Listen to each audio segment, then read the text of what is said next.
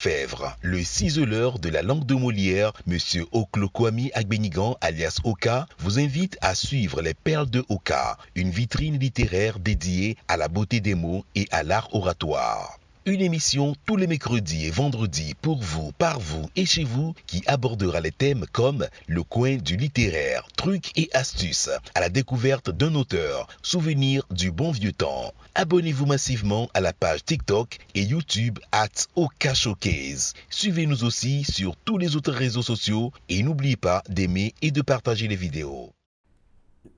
L'accord du participe passé, c'est un titre qui fait trembler, un titre qui fait transpirer, parce que ce cours, eh bien, il est si important que l'on peut même dire que c'est le nœud de la grammaire française. Quiconque ne sait pas accorder les participes passés dans les phrases, eh bien, est alors à rejeter, ce qui veut dire qu'il ne saura prendre la parole en public. Je me rappelle, alors que j'étais en classe de seconde, il y avait un de nos camarades, quand il prenait la parole, il disait, excusez-moi, des balivernes. Et presque tous les autres condisciples avaient l'habitude de se gausser de lui. Il ne pouvait pas prendre la parole sans qu'on ne puisse alors en rire, puisqu'il pouvait dire « c'est la craie que j'ai pris ». Et du fond de la classe, on entendait un bruit qui allait crescendo. Du fond, ça venait vers le devant et c'était presque une véritable hilarité, une explosion de rire. Parce que notre camarade, je ne sais pas s'il était de la série D, mais alors, et c'est depuis la classe de seconde que personnellement, alors que j'ambitionnais de devenir enseignant ou journaliste, je me disais que quand viendrait le moment, je saurais parler de manière que je sois en mesure d'émerveiller, de produire un certain impact positif sur mon auditoire. C'est pourquoi ce matin, en voulant vous parler des accords du participe passé, je voudrais dans un premier temps parler des accords du participe passé employés avec l'auxiliaire avoir. Et d'entrée, je dis que le participe passé employé avec l'auxiliaire avoir et dont le COD est placé après ne s'accorde pas. Je donne 3 exemples. Les laboureurs ont emporté des provisions. Si cette phrase était soumise à des élèves, eh bien certains rapidement se précipiteraient pour ajouter S à la fin de emporter pour la simple raison qu'on a parlé des laboureurs. Mais ce n'est pas avec le sujet que l'accord se fait. Les laboureurs ont emporté des provisions. On n'a pas fait l'accord de emporter, on n'y a pas mis S pour la simple raison que le COD, le complément d'objet direct, est placé après l'auxiliaire avoir et le participe passé. Maintenant, on pourra pour piéger encore en donnant pour sujet un nom du genre féminin. Exemple, les filles ont balayé la cour. Parce qu'on a dit les filles ont balayé la cour, immédiatement, eh bien, c'était comme un traquenard, un piège, et des gens y entrent facilement. Et le goulot d'étranglement, alors est mis, on pourrait alors les décapiter. Maintenant, quand on dira les filles ont balayé la cour, eh bien, balayer s'écrira B-A-L-A-Y-E accent aigu. Il n'y a pas de E accent aigu, E muet, S. Si vous faites ça, eh bien, vous êtes passé à côté.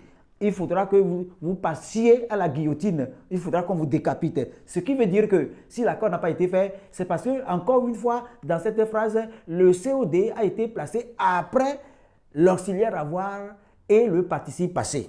Donc, en récapitulant, le participe passé employé avec l'auxiliaire avoir reste invariable si son COD est placé après. Mêmement, lorsque le participe passé est employé avec l'auxiliaire avoir, le participe passé peut encore rester invariable lorsqu'il n'a pas de COD. Exemple, les femmes ont chanté. Si nous disons les femmes ont chanté ou bien les femmes avaient chanté, on ne met rien à la fin de chanter parce que la règle dira le participe passé employé avec l'auxiliaire avoir reste invariable s'il n'a pas de COD. Et donc, tout au départ, nous disions que le COD était placé après. Mais maintenant, nous disons que le COD n'existe même pas. Le COD est inexistant. Donc, le participe passé doit encore rester invariable. Ils ont crié. Les enfants ont crié. Mais crier ne prend rien. C-R-I-E accent aigu. Allons plus loin. Maintenant, le participe passé employé avec l'auxiliaire être. Quand il s'agit de l'auxiliaire être, eh bien, l'accord se fait avec le sujet. Quand on dit « les garçons sont restés à la maison », les garçons ou bien les élèves sont restés à la maison, eh bien, rester doit prendre R-E-S-T-E accent aigu S. On a fait l'accord en fonction du sujet. La règle dit le participe passé employé avec l'auxiliaire être s'accorde en genre et en nombre avec le sujet. Selon que le sujet est au pluriel, le participe passé aussi doit l'être. Maintenant, si le sujet est au féminin, donc on fait l'accord avec la formation féminine. Exemple, les femmes sont appelées au marché. Bon, appelé doit s'écrire avec A2P, E, L, E accent aigu, E muet, parce que le sujet est du genre féminin et du nombre pluriel.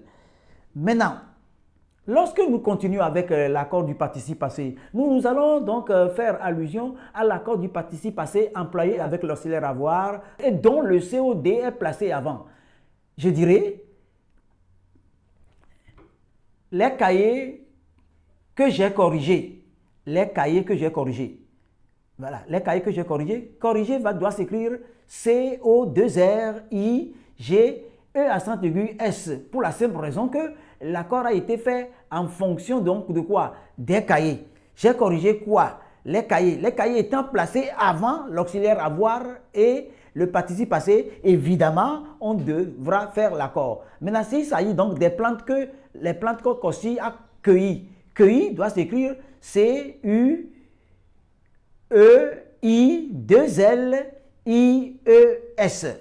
Et je voudrais enfin terminer avec l'accord du participe passé du verbe faire. Le verbe faire. On n'accorde pas le participe passé du verbe faire qui est suivi d'un autre verbe à l'infinitif. Cet exercice, je l'ai fait faire. Cet exercice, je l'ai fait faire. Ou bien, la chambre à coucher, je l'ai fait balayer. Je ne dirai pas, je l'ai fait balayer. La chambre à coucher, je l'ai fait balayer. Je l'ai, l'apostrophe A-I. Fait, F-A-I-T. Et balayer se mettra évidemment à l'infinitif. J'espère que, eh bien, nous avons pu apporter la lumière, la clarté a jailli. Maintenant, si d'aventure, il y a encore quelques petites appréhensions, je crois que très prochainement, nous pourrions donc voler à votre secours en essayant de vous venir au secours. Merci. Et apprenez par cœur cela et appliquez-le chaque fois que vous êtes en train d'écrire une dictée. Allez, merci. Bye.